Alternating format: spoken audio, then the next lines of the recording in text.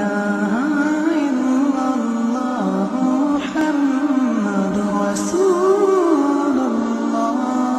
أيضا في جماعة الإخوان، بالنسبة لجماعة الإخوان، جماعة الإخوان هي جماعة فكرية منهجية سياسية، ليست مذهبا عقديا بحيث أنها تجعل قسيما لمثلا السنة، أو مثلا تجعل مثلا الخوارج أو مثلا الجهمية أو المعتزلة أو المرجئة أو الشيعة أو غير ذلك، هو مذهب سياسي. ولهذا يوجد منهم، تجد منهم مثلا من ينتمي إلى مذهب السلف، وتجد منهم من ينتمي إلى مذهب الأشاعرة أو غير ذلك، وليست مذهبا أيضا فقهيا بحيث أنها تجعل قسيمة للشافعية والمالكية والحنفية والحنابلة أو الظاهرية. ولهذا تجد منهم من هو الحنفي والشافعي والمالكي وكذلك أيضا الحنبلي، وتجد منهم من هو الظاهري، وتجد أيضا من ينتسب ربما أيضا لبعض أهل الحديث.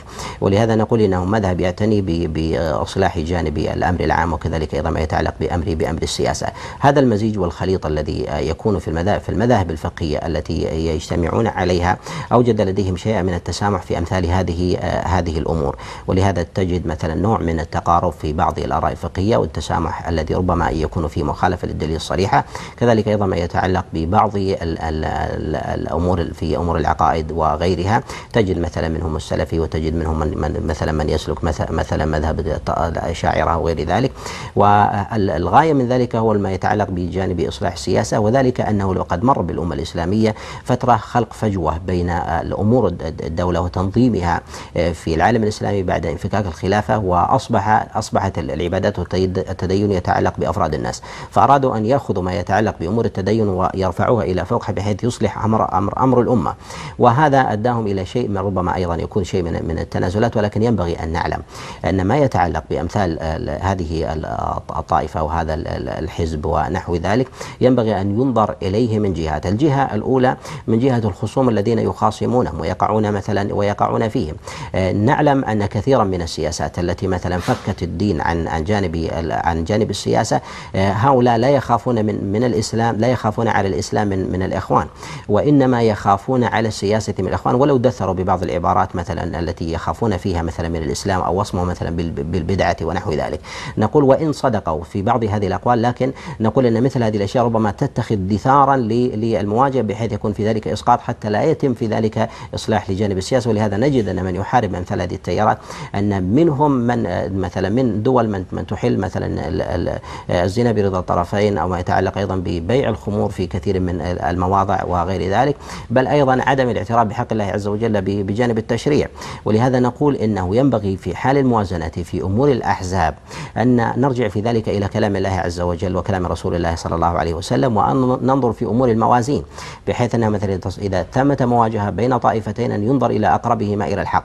من نظر إلى حال كثير من الطوائف يجد أنها من الطوائف البدعية، أو مثلا الطوائف التي لديها شيء يسير من مخالفة للحق على تباينها، تجد أنها إما أنها تواجه مثلا كفرا أكبر، أو تواجه مثلا من الشرك، أو تواجه مثلا بغيا عظيما هي دون ذلك. والعدل في ذلك هو من الأمور المهمة جدا التي ينبغي أن ينصف. ولهذا نقول يصعب أن يحكم على ما يتعلق بالجماعة كاملة، ما يتعلق مثلا بجماعة الأخوان، أن توصف وصفا كليا يقع على جميع أفرادها على تباينهم في ذلك واختلافهم، على ما تقدم تأصيله أنه هي منهج فكري منهجي سياسي لا يتعلق بمسائل تقعيد ما يتعلق مسائل العقائد. ولهذا لا يكاد يوجد لهم تدوين فيما يتعلق في التصنيف في مسائل العقائد، وكذلك أيضا في الفروع الفقهية. ولهذا تجد منهم من ينزع منزع الشافعي، ومنهم من ينزع منزع أبي حنيفة، ومنهم من ينزع مذهب الإمام أحمد عليه رحمة الله. ولهذا نقول إذا وقع لهم خلاف مع غيرهم ينظر إلى غيرهم من جهة إقامته لشريعة الله سبحانه وتعالى وامتثال أمر الله سبحانه وتعالى، ثم بعد ذلك يقيمون عليه.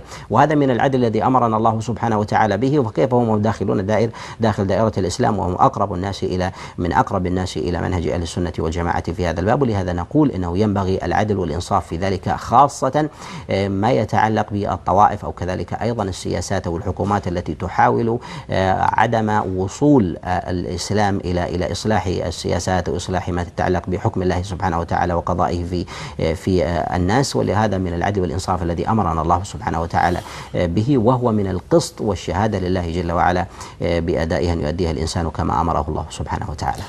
ومن الأمور المهمة خاصة فيما يتعلق مثلا في الأحزاب أو الطوائف الذين يقومون بالتصارع ونحو ذلك، لا بد من النظر إلى دائرة أوسع من ذلك. من المسؤول المستفيد من أمثال هذا الصراع؟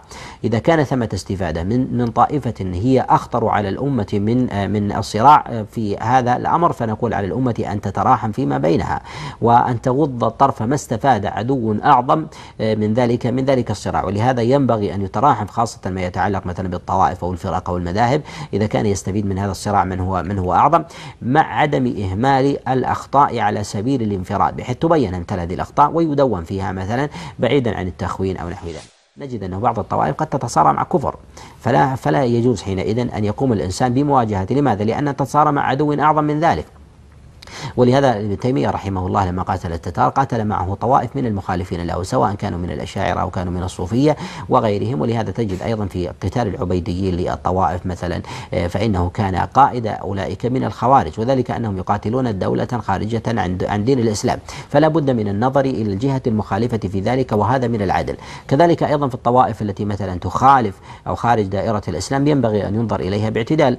ولهذا كان الزبير بن العوام وكذلك جعفر وغيرهم من أصحاب النبي صلى الله عليه وسلم لما ذهبوا في الهجرة الأولى إلى النجاشي وخرج خارج عليه يقول الزبير بن العوام يقول: وقد نفخوا لي قربة حتى جاوزت بذلك النهر لأنظر ما فعل النجاشي مع عدوه، فغلب النجاشي فذهبت إلى أصحابي مبشرا لهم. وكان النجاشي لم يسلم حينئذ، وهذا انتصار من النجاشي لأن يرون فيه شيء من العدل والإنصاف على رجل باغي في ذلك. ولهذا نقول ينبغي الإنصاف في مثل هذا الأمر. لهذا نجد بعض الطوائف الإسلامية تواجه كفرا محضا كالعلمانية أو غير ذلك، ينبغي ألا يتوجه إليها مثلا بالإقصاء حتى لا يستفيد عدوها، لأن إضعافها يعني من ذلك تمكين ما هو أشد منها ضلالا. أما ما يقع فيه من أخطاء فإنه يقام بتصحيحه لا بالمواجهة والإثخان، وإنما يقام بتصحيحه بيانه للناس على سبيل العموم. وهذا من المصالح الشرعية التي لا يرعاها إلا عاقل عالم صادق صالح وذو حظ عظيم من الدين والرفق بالناس، بعيدا عن الغل والحقد والحسد أو التربص. وكذلك أيضا كثير من الناس في حال نقده وتوجهه للناس يستحضر في قلبه عظيما، إما يستحضر ملكا أو أميرا أو وزيرا أو سياسة أو دولة، ولا يستحضر الله سبحانه وتعالى وعظمته والانتصار لدينه.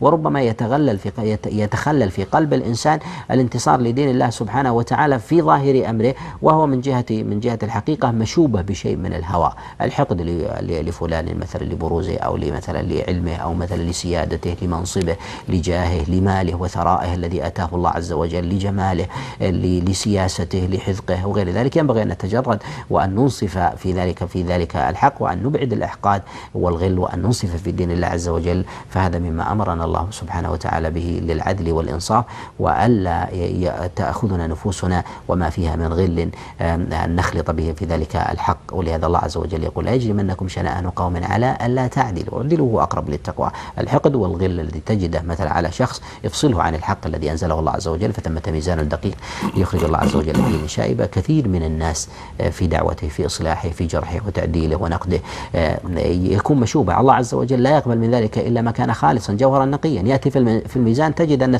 3/4 النقد ذهب هباء منثورا لأنه لحظ الناس، ولا يبقى إلا في الميزان إلا شيء يسير، ويبقى وزر ذلك على الإنسان. عافانا الله وإياكم.